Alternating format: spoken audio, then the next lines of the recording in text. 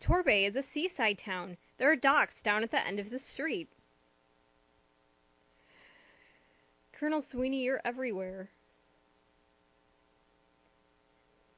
Now, don't pay any mind to anything Jim Mutter tells you. He loves to tell stories about the local legends, but I don't think even he really believes them. I couldn't decide if I was going for Indian or British. Sometimes people enjoy the stories of where they live so much that they tell them as if they were true. You can easily see why people who live on Dartmoor get suspicious, though. The deserted moors get rather eerie at times, and it would be easy to imagine all kinds of ghosts, beasties, or little people in the rolling fog. The moors are quite mysterious themselves. The stone circles found there date back to the prehistoric days, and even these days people occasionally come across ruins that no one knew existed. I can see how the more imaginative residents of the moors might think these stone structures were constructed by sprites or fairies, but they're actually keys to the past. Some of them are burial mounds, some are old dwellings, some no one's sure quite what they were. When these structures are excavated or dug up carefully by archaeologists, they often tell us about the ancient peoples who once lived in England. I'm pretty sure he's supposed to have an Indian accent, but fuck that. How can a bunch of old rocks tell us anything?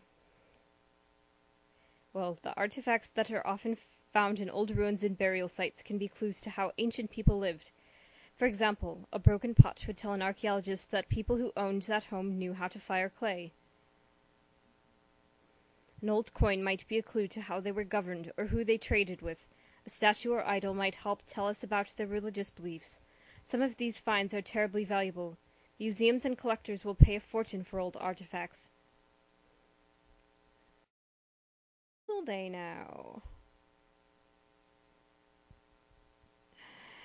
Jim Mutter, I just want to, attack you with a pair of tweezers. Pixies? Aye, Dartmoor's famous for them. They're not wicked, really, but they do love a good prank. Why, my old dad once had a run-in with them out on the moors one night. Jim Mutter, you're so full of shit. Lost himself, he did, following their pixie lights into the night, and might have been lost for sure if he hadn't had the sense to pull his coat off and turn it inside out. That's a sure cure for being pixie-led, that. Full of mischief, the fair folk are. That's why you must always speak well of them. Never call them nasty names or speak harshly about them. They like to be called fair folk, wee ones, or good people. You must always be careful never to offend the wee ones, as they are quick to take offense.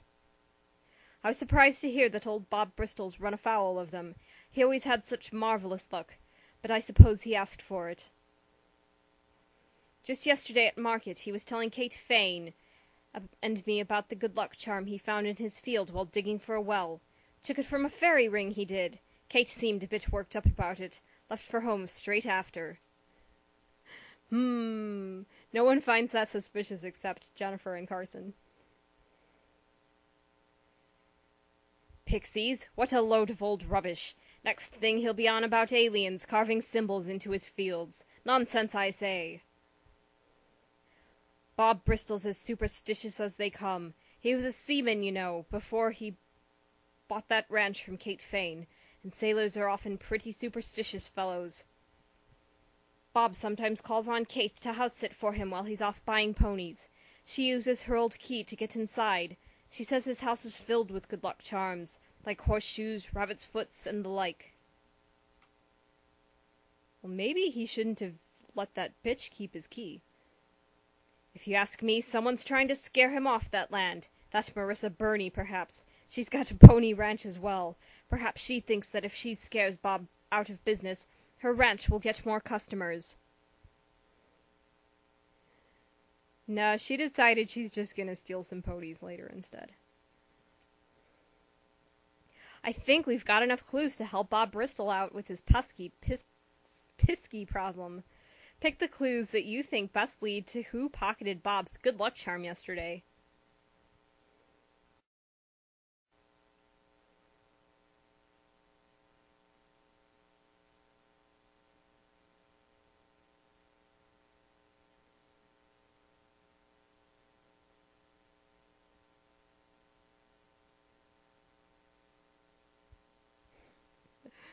Kate Fane left the market immediately after at a surprisingly quick pace.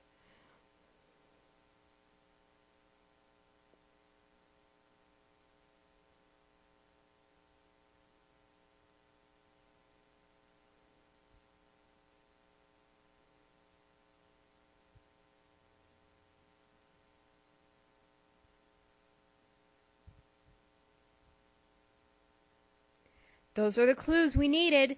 Now, if you think the Pixies are after Bob, choose them.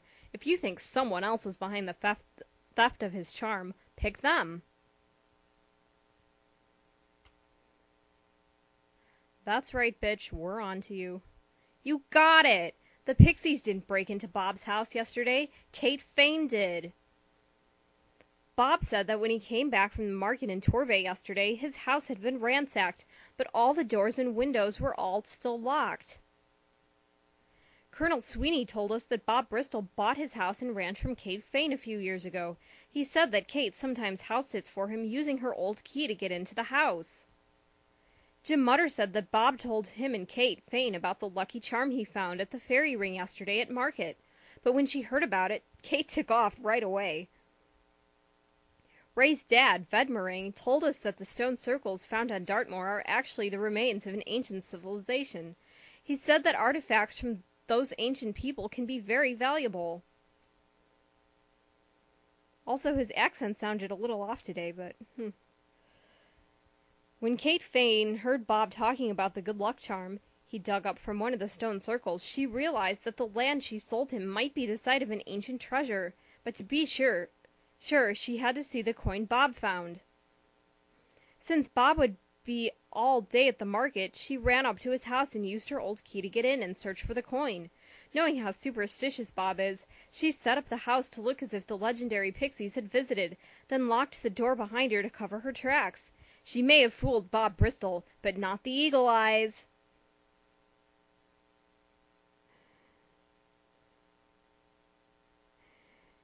Whatever. Carson heard the word semen back there and hasn't been listening since.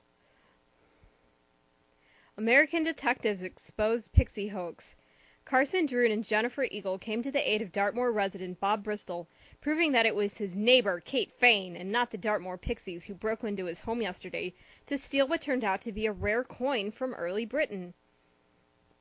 I found the coin in a ring of stones and took it as a very good luck charm. I thought my taking it offended the little people, until Carson showed me that my bad luck was mostly coincidence, explained Bristol.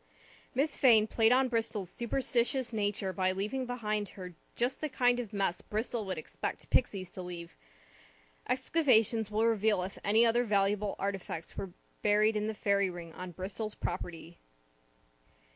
Jake, Jennifer is gonna elbow the shit out of your face if you don't stop that.